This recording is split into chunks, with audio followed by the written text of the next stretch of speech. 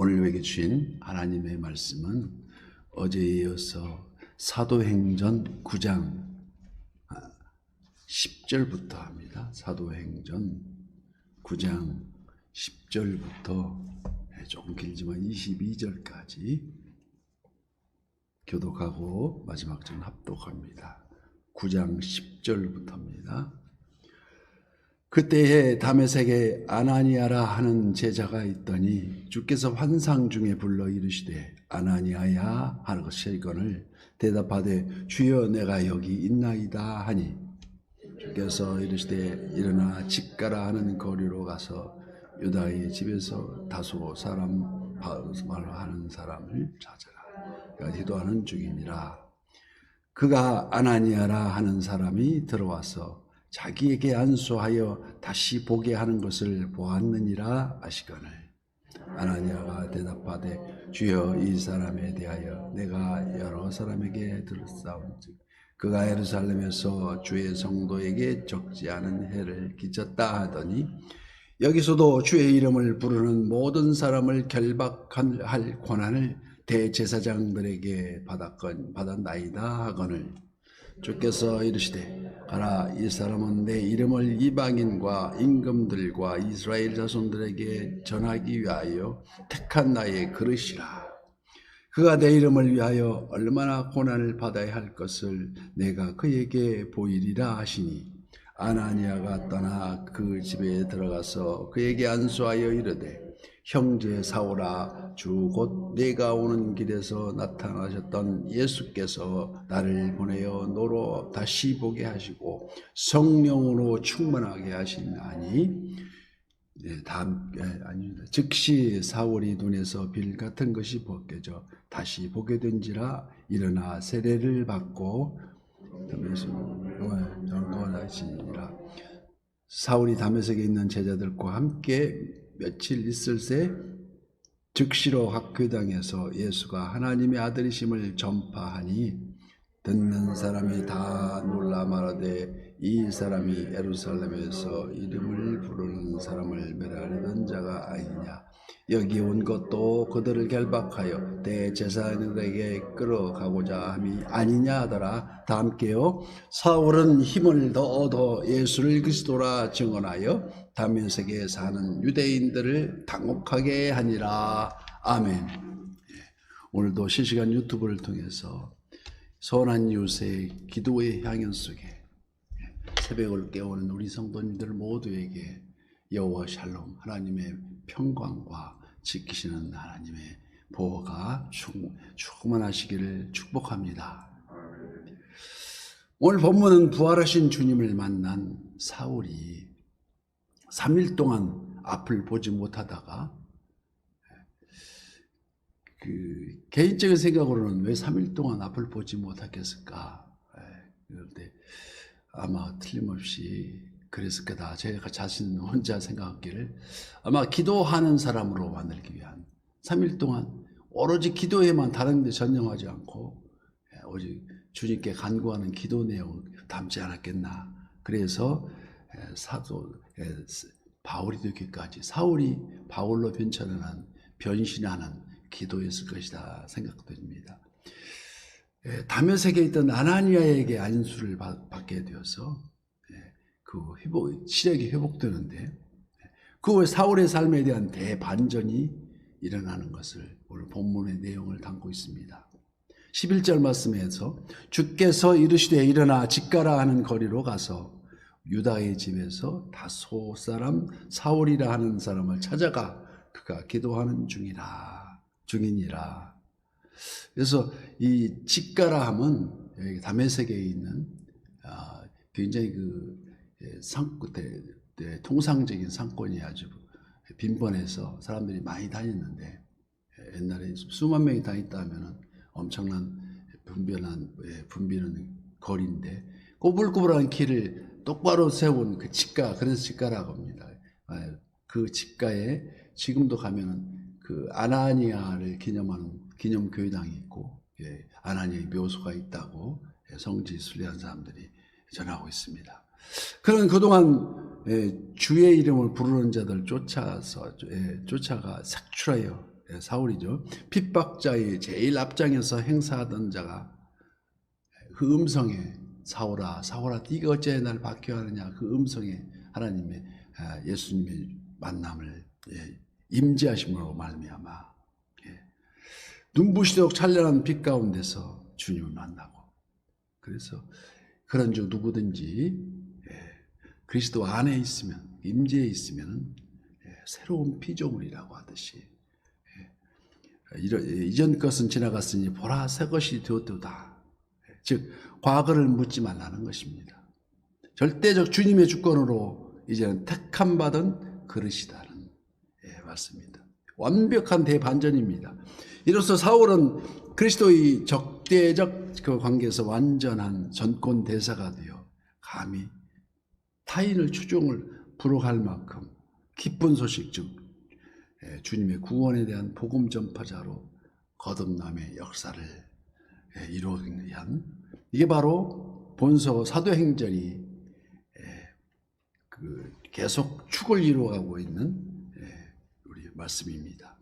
그래서 17절 말씀에 아나니아가 떠나 그 집에 들어가서 그에게 안수하여 이르되 형제 사울아, 주 곧 내가 오는 길에서 나타나셨던 예수께서 나를 보내어 너를 다시 보게 하시고 성령으로 충만하게 하신다 하니, 이처럼 아나니아의 안수를 통해서 사울이 다시 시력을 되찾고 동시에 그의 눈이 다시 열렸다 함은 바로 그의 영적인 안목이 새로워졌다는 것도 의미하는 말씀입니다.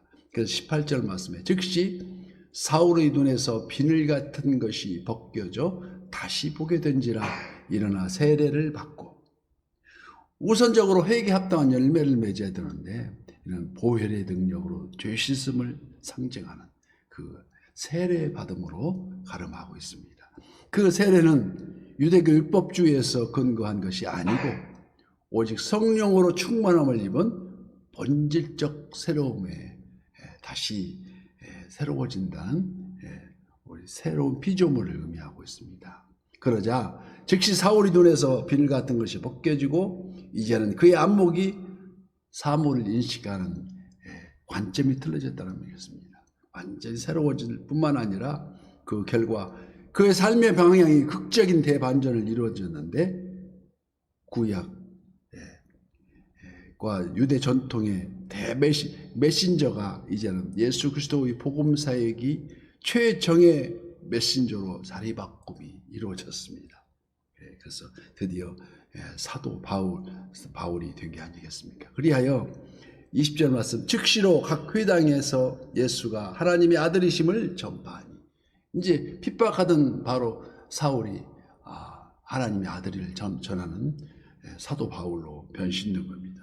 특별히 사울과 함께 해온 동료들이 아주 당혹해하고 이럴 수가 있는가 하고 의아했지만, 한쪽 눈만 가려워도 답답한 행복인데 부활의 주님을 대면한 그 충격이 점점 엷어지도록 계속해서 기도하는 중에 내가 행할 것을 내게 이를 자가 있으리라는 그 말씀에 의지하는 바울. 하지만 그의 3일간의 온통 캄캄함 속에 벗겨지는 눈의 비늘은 이전까지 율법에 얽매였던 유대교 속에 갇혀있던 어두움을 벗어나 새로운 환한 빛을 바라보는 환희의 빛이었습니다. 즉 이제는 눈의 비늘이 벗겨져 밝은 빛 속에 하나님을 바라보고 그분이 바로 눈앞에 버젓이 우리들 삶 속에 살아 역사하시는 하나님이셨음을 영안을 열어서 보게 된 것이 아니겠습니까? 그래서 이제는 성경 속 안에 갇혀있는 하나님이 아니라 현실 종교, 하나님은 바로 우리 곁에 계시다. 주께서 이르시되 가라, 이 사람을 내 이름을 이방인과 임금들과 이스라엘 자손들에게 전하기 위하여 택한 나의 그릇이라고 주님은 말씀하십니다. 회심을 즉시로 각 교당에서 조금도 망설임 없이 예수가 하나님의 아들이심을 전파하니 그 회당에서 21절 말씀입니다. 듣는 사람이 다 놀라 말하되 이 사람이 예루살렘에서 이 이름을 부르는 사람을 멸하던 자가 아니냐 하는 그의 동료들이 경악하여서 그때부터 붙여진 이름이 배교자, 변절자로 불렀습니다. 그러나 22절 말씀, 사울은 힘을 더 얻어 예수를 그리스도라 증언하여 다메섹에 사는 유대인들을 당혹하게 하니라. 이 모두가 다메섹 도상에서 사울이 주님을 대면한 단 한 사건으로 일어나는 계속 연속적인 사건입니다. 그가 만난 주님은 어떤 환난 속에서도 함께 하신 살아계신 하나님을 신뢰하게 되었다는 것입니다.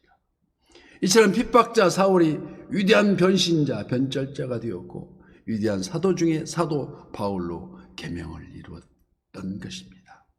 그에게는 하나님은 지금껏 갇혀있던 하나님이 절대 아니고, 그에게는 하나님은 지금도 살아 역사하시고 지금도 이끄시고 계시고 지금도 우리 곁에 계신다는 선한 유세 교회의 머리가 되시고 주님의 몸된 교회라는 것입니다.